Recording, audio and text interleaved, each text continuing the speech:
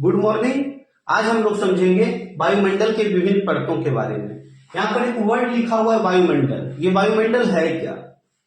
जिस पृथ्वी पर हमारा अस्थायी जीवन है उस पृथ्वी के चारों ओर का गैसीय आवरण जो पृथ्वी के गुरुत्वाकर्षण बल के कारण बंधा हुआ है उसे वायुमंडल कहा जाता है।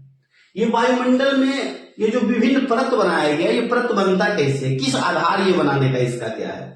तो परतों को अलग करने का जो मुख्य आधार है वो तापमान में परिवर्तन है, वायु का घनत्व है, गैस का जो अलग अलग मिश्रण है और मीन्स क्या है, प्रेशर के कारण। ये सब मुख्य कारण है जिसके कारण वायुमंडल के अलग अलग परत यहाँ पर बन जाते हैं। इन परतों को हम लोग देखते हैं। तो ये जो वायुमंडल की जो परत है ये 5 परत है।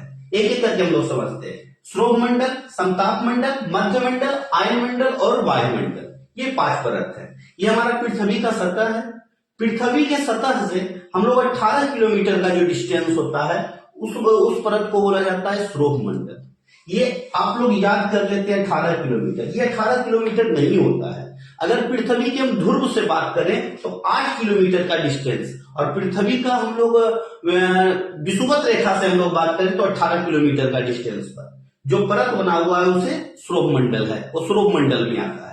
श्रोभ मंडल जो परत है इसमें कौन कौन से घटना होते हैं इसको हम लोग एक एक करके समझते हैं। श्रोभ मंडल में जो है मौसम संबंधित घटनाएं होती है। श्रोभ मंडल में और क्या होता है, क्या बताया था 18 किलोमीटर का जो डिस्टेंस है श्रोभ मंडल में आता है। श्रोभ मंडल में और क्या होता है, गर्मी का जब मौसम आता है इसकी ऊंचाई बढ़ जाता है, और जब ठंड का मौसम आता है इसकी ऊंचाई घट जाता है। ऐसा क्यों होता है? आप लोगों को पता होगा कि जब गर्मी का मौसम आता है तो मीन्स हमारा जो टेम्परेचर है वो ऊपर उठता जाता है, आगे बढ़ता जाता है। जब टेम्परेचर ऊपर बढ़ेगा तो मीन्स क्या होगा, ये परत की ऊंचाई बढ़ जाएगा, और ठंड में इसका ठीक उल्टा होता है, इसकी ऊंचाई घट जाता है। इस तरह से होता है। तो मीन्स श्रोभ मंडल में हम लोग देखें तो मौसम संबंधित घटनाएं होते हैं। इसका घनत्व अधिक होता है। सभी परत से हम लोग अगर कंपेयर करें तो सबसे अधिक जो घनत्व होता है श्रोभ मंडल का ही होता है। हम बताए कि ग्रीष्म ऋतु में क्या होता है, इसकी ऊंचाई बढ़ जाता है, और शरद ऋतु में इसकी ऊंचाई घट जाता है। और एक बात और इसमें ध्यान रखना है कि जो हमारा श्रोभ मंडल है इसमें जैसे जैसे हम लोग ऊपर जाते हैं तापमान घटते जाता है। हर 165 मीटर की ऊंचाई पर हम लोग जाने पर हमारा 1 डिग्री सेल्सियस तापमान कम हो जाता है। इसका अगर हम लोग कैलकुलेशन करें तो हर 1 किलोमीटर की ऊंचाई पर जाने पर हमारा तापमान श्रोभ मंडल में 6 डिग्री सेल्सियस घट जाएगा। ये होता है श्रोभ मंडल। श्रोभ मंडल में कार्बन डाइऑक्साइड की बहुव्यात मात्रा है, इसलिए यहाँ पर अधिक गर्मी होता है। अब कार्बन डाइऑक्साइड की बहुव्यात मात्रा से गर्मी अधिक क्यों होता है? क्योंकि कार्बन डाइऑक्साइड का अपना एक गुण है कि वो जो हीट रहता है उसको एब्जॉर्ब कर लेता है। जब हीट एब्जॉर्ब करेगा और यहाँ पर कार्बन डाइऑक्साइड अधिक मात्रा में श्रोभ मंडल में है तो गर्मी अधिक पड़ेगा। सिंपल सा है। इसका दूरी क्या है पृथ्वी से? 18 किलोमीटर। ध्रुव से क्या है, विषुवत रेखा से क्या है, हम आपको ये बताया। दूसरा जो मंडल है समताप मंडल है। इसकी अगर पृथ्वी की सतह से ऊंचाई हम लोग देखें तो 50 किलोमीटर है। ये जो हमारा समताप मंडल है इसमें तापमान समान रहता है। जो वायुयान उड़ता है वो समताप मंडल में ही उड़ता है। लेकिन हाँ, यहाँ पर कंफ्यूज नहीं करना है। वायुयान मतलब अगर एरोप्लेन का हम बात करें तो समताप मंडल में, लेकिन नॉर्मल जो हेलीकॉप्टर वगैरह होता है श्रोभ मंडल में ही रहता है। इसी कारण जब ऋतु मतलब कि मौसम खराब रहता है तो मीन्स किन्हीं को अगर हेलीकॉप्टर से दौरा करना है उनका कैंसिल हो जाता है, क्योंकि हेलीकॉप्टर श्रोभ मंडल में ही रहता है। लेकिन हवाई जहाज एरोप्लेन वगैरह जो है वो समताप मंडल में रहता है। समताप मंडल में तापमान समान रहता है। वायुयान इसी मंडल में मतलब की जाते हैं। और यहाँ पर एक बात और ध्यान में रखना है, ये जो समताप मंडल है समताप मंडल के ही अंदर 15 से 35 किलोमीटर की दूरी पर एक परत है जिसे ओजोन परत के नाम से जाना जाता है।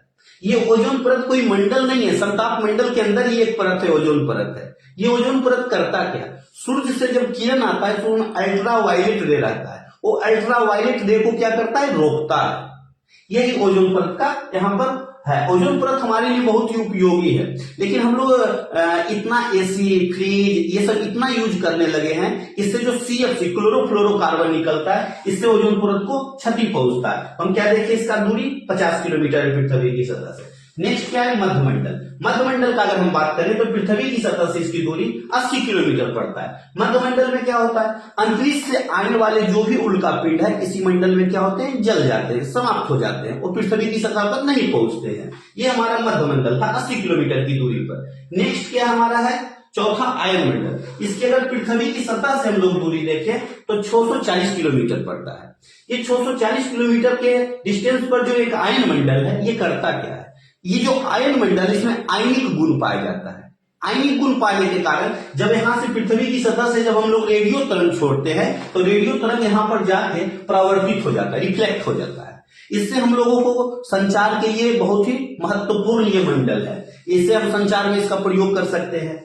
ये आयन मंडल है। नेक्स्ट क्या है, 640 किलोमीटर के ऊपर अगर हम लोग इसको देखें तो आता है वायुमंडल आता है। इसमें हल्की गैसें पाई जाती है। हम इसमें क्या बताए थे, सौरमंडल में भारी गैसें पाई जाती है, जैसे कि कार्बन डाइऑक्साइड बताए थे हम लोग। इसमें हल्की गैसें में हाइड्रोजन, हीलियम की बहुव्यात मात्रा है। इसका कोई डिस्टेंस नहीं है, 640 किलोमीटर से ऊपर के जो मंडल माना गया है उसको वायुमंडल माना गया है। उपग्रह इसी परत में परिक्रमा करते हैं। जब हम लोग सैटेलाइट वगैरह को छोड़ते हैं तो सैटेलाइट जो पृथ्वी के चारों ओर घूमता है इसी परत में घूमता है। इसमें हाइड्रोजन और हीलियम जैसी हल्के गैसें पाई जाती है।